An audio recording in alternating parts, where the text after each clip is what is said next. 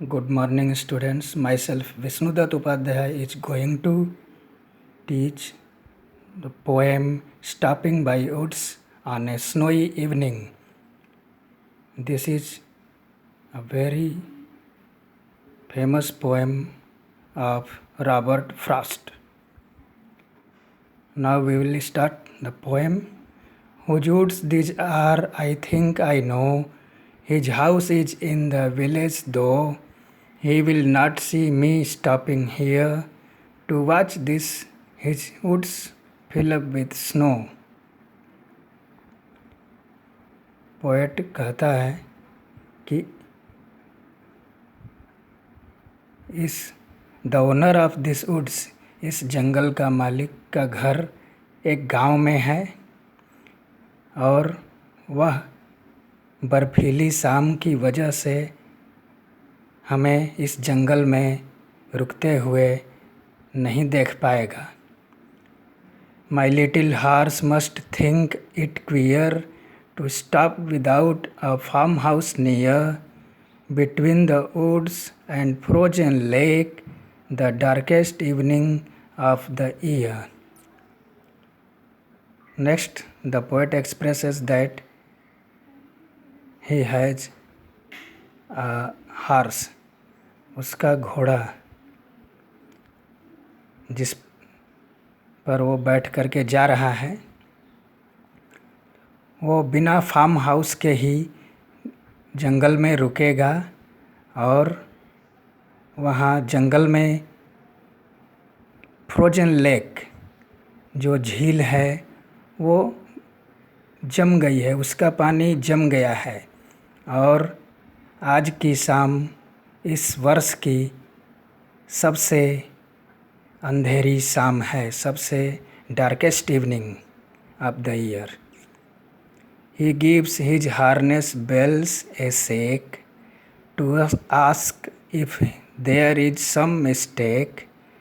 The only other sounds the sweep of easy wind and downy flake. जंगल में poet का घोड़ा अपने गर्दन में उसके जो बेल लगी है उसको हिला करके घंटी बजाते हुए पोएट से इशारा कर रहा है कि कोई मिस्टेक नहीं न हो गई है. और उसके अलावा उस घंटी के, उस बेल के आवाज़ के अलावा जंगल में हवाओं की आवाज़ आ रही है, बर्फीली हवाओं की आवाज़. Next poet expresses, the woods are lovely, dark and deep, but I have promises to keep, and miles to go before I sleep, and miles to go before I sleep. The poet expresses that the forests are lovely and dark.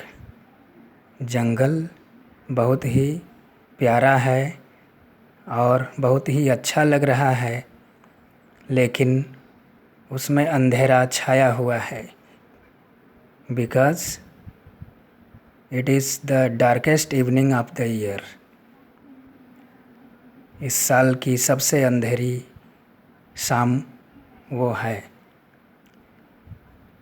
और इस शाम को poet is going to keep his promise. Poet अपनी promise, अपनी प्रतिज्ञा, किसी से promise किया है उसको पूरा करने जा रहा है. और miles to go before I sleep, poet को मीलों दूर जाना है बिफोर स्लीप. सोने से पहले, रात में सोने से पहले पोएट को मीलों दूर जाना है. That's all by the poet Robert Frost. The famous poem Stopping by Woods on a Snowy evening.